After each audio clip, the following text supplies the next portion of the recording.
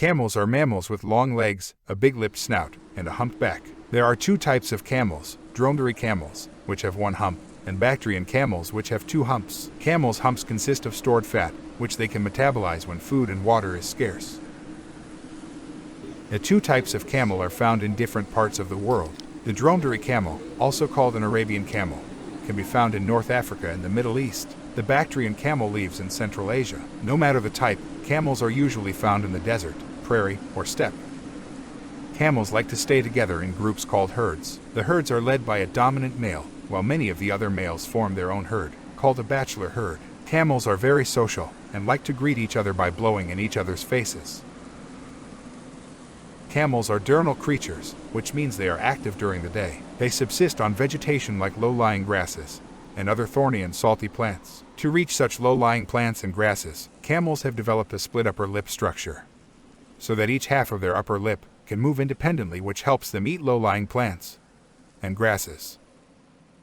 Camels live in deserts, where it is hot and dry. Camels have adapted and found ways to help themselves to survive in deserts. They have a thick coat of hair that protects them from the heat in the day and keeps them warm at night. Their large feet spreads their weight on the sand when they are walking. Camels do not walk on their hooves. On each leg, weight is borne on two large toes that spread apart to keep the animal from sinking into the sand. Dromedaries have a soft, wide-spreading pad for walking on sand. Bactrian camels have a firmer foot.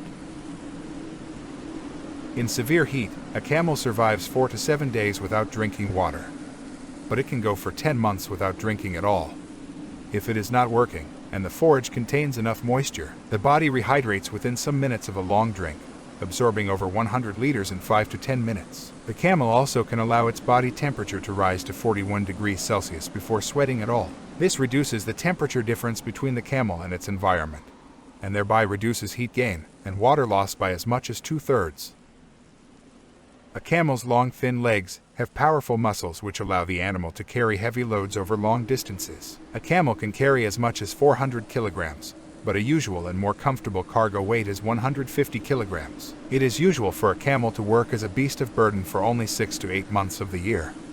The remainder of the time it needs to rest and recuperate.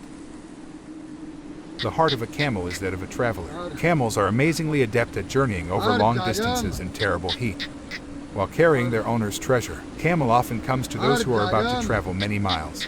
Whether in reality or metaphorically, you need to be strong and keep those things you hold dear close to your heart. Camel prevails with you. When you are weary, you can ride on his back in full safety and assurance. Sometimes there is risk involved in these types of journeys, but camel knows it too.